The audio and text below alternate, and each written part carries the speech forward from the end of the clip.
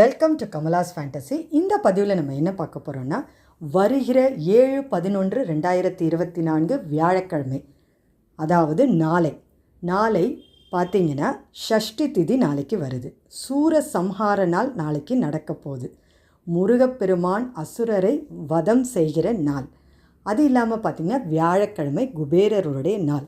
மிகவும் சக்தி வாய்ந்த ஒரு நாள் அப்படின்னே சொல்லலாம். இந்த நாளில் நம்ம ஒரு 6 மிளகெடுத்து ஒரு சூட்சுமமான பரிகாரம் நம்ம செஞ்சோன்னா, அந்த வழிபாடு நம்ம செஞ்சோன்னா கண்டிப்பாக நம் வீட்டில் உள்ள பணப்பிரச்சனை, கடன் பிரச்சனை, நம் வீட்டில் நிலவும் வறுமை, இது எல்லாமே நீங்குங்க. ரொம்ப நாளாக நாங்கள் கஷ்டப்படுறோம், இந்த கடனை வாங்கிட்டு அதை திருப்பி அடைக்க முடியாமல் கஷ்டப்படுறோம், என் வீட்டில் எவ்வளோ பணம் வந்தாலும் அதற்கு மேலே செலவாகுது, அதாவது வீண் செலவு ஆகுது. நாம் ஒரு செலவுக்கு எடுத்து வைப்போம், ஆனால் வேறு எதுக்காவது செலவாகிறது. அந்த மாதிரி உள்ளதெல்லாம் வீண் செலவு சொல்லுவாங்க, விரய செலவு அப்படின்னு சொல்லுவாங்க.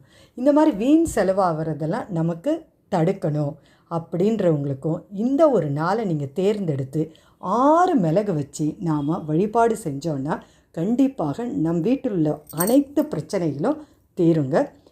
அந்த 6 மிளகு எப்படி நாம் நாளைக்கு வச்சு நம்ம பரிகாரம் செய்ய போகிறோம் அப்படின்றத இந்த பதிவில் தெளிவாக பார்க்கலாம். ஸோ வீடியோவை எங்கேயுமே ஸ்கிப் பண்ணாதீங்க. இந்த வீடியோவை சப்ஸ்கிரைப் பண்ணாமல் பார்க்குறவங்க சப்ஸ்கிரைப் பண்ணி வைங்க.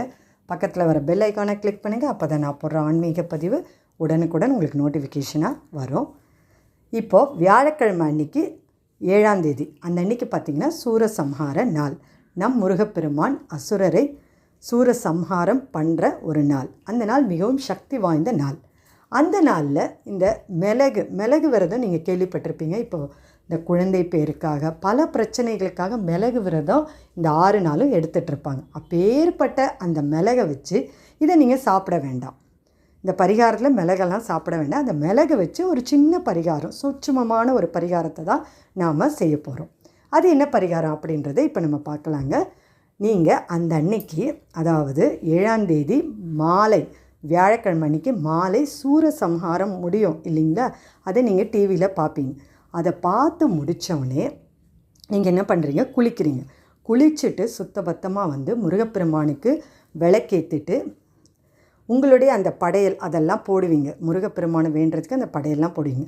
அந்த நேரத்தில் நீங்கள் என்ன பண்ணணுன்னா, படையெல்லாம் போட்டுட்டு சுவாமி கும்பிட்டுட்டு ஒரு 6 மிளகை உங்கள் வலது கையில் எடுத்துட்டு அதை உங்கள் இதயத்துக்கிட்ட வச்சுட்டு நீங்கள் உங்கள் பிரார்த்தனையை கண்டிப்பாக சொல்லணும். என் வீட்டில் இவ்வளோ பிரச்சனை இருக்குது, என்னால் கடனை திருப்பி அடைக்க முடியல, எவ்வளோ பணம் வந்தாலும் அது என் வீட்டில் நிலைக்க மாட்டேங்குது, அதற்கு மேலேயே பல செலவுகள் வருது, ஐயனே என்னை காப்பாற்று அப்படின்னு நீங்கள் முருகப்பெருமான மனதார வேண்டி அந்த 6 மிளகை நீங்கள் ஒரு பேப்பரில், நல்லதொரு வெள்ளை பேப்பரில் வச்சுட்டு முருகப்பெருமானை வேண்டிக்கணும். அது மட்டும் இல்லாமல் அந்த வெள்ளை பேப்பர் சுற்றிலும் நீங்கள் மஞ்சள் தடவி வச்சுருக்கணும் ரெடியாக.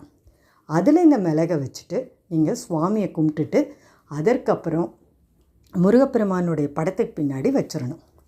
நீங்கள் வச்ச வேண்டுதல்கள்லாம் எப்போ நிறைவேறுதோ அப்போ அந்த மிளகையும் பேப்பரையும் எடுத்துகிட்டு போய் நீங்கள் தண்ணியில் கலந்துடணும். அதாவது உங்கள் வீட்டுக்கிட்ட உள்ள ஆறு, குளம், கடல் எதுவாக இருந்தாலும் சேர்த்துடலாம். அப்படி உங்களுக்கு ஆறு, குளம், கடல் அதெல்லாம் இல்லைங்க அப்படின்னா தண்ணியில் சேர்க்கணும். கண்டிப்பாக இது தண்ணீரில் சேர்க்குறது தாங்க நல்லது, வேறு எங்கேயுமே போடக்கூடாதுங்க. இந்த மாதிரி ஒரு முறை இருக்குது. இல்லை இந்த முறை வேண்டானா இன்னொரு முறை இருக்குது, 2 முறை இருக்குங்க. இந்த 6 மிளகு எடுத்து நம்ம பேப்பரில் மடித்து நம்ம முருகப்பெருமான் படத்துக்கு பின்னாடி வைக்க சொன்னேன். அப்படி இல்லைன்னா நீங்கள் ஒரு சிவப்பு துணி, நல்ல ஒரு சிவப்பு காட்டன் துணி எடுத்துக்கோங்க. அதில் இந்த மிளகை ஒரு மூட்டையாக கட்டி நீங்கள் முருகப்பெருமானுடைய படத்துக்கு பின்னாடி இதே ப்ரொசீஜர் தான், அந்த மாதிரியும் வைக்கலாம். அதுவும் மிகவும் விசேஷமானது. எப்போ உங்கள் வேண்டுதல் ஒன்றா நிறைவேறுதோ நீங்கள் எத்தனை வேண்டுதல் வேணாலும் வைக்கலாம். உங்கள் வேண்டுதல் எல்லாம் முடிஞ்சோடனே அருகில் உள்ள கோயிலுக்கு, எந்த கோயில் வேணாலும் போகலாம், இல்லைன்னா முருகப்பெருமான் இருக்கிற கோயிலுக்கு கூட நீங்கள் போகலாம். அங்கே இருக்கும் நீர்நிலைகளில் நீங்கள் சேர்த்துட்டாலே போதுமானதுங்க. ஆனால் இது ஒரு சக்தி வாய்ந்த ஒரு பரிகாரம்னே சொல்லலாம். அதுவும் மகா கந்தசஷ்டி விரதம் அன்று செய்வது மிக மிக மிக பலனை தரக்கூடியது. இந்த நாளை இந்த பரிகாரம் செய்ய தவற விட்டுறாதீங்க. இந்த பதிவு உங்களுக்கு ரொம்பவே பிடிச்சிருந்தா லைக் பண்ணுங்கள், உங்கள் உற்றார் உறவினருக்கும் ஷேர் பண்ணிவிடுங்க. அடுத்த ஒரு நல்ல ஆன்மீக பதிவோடு உங்களை சந்திக்க வரேன்.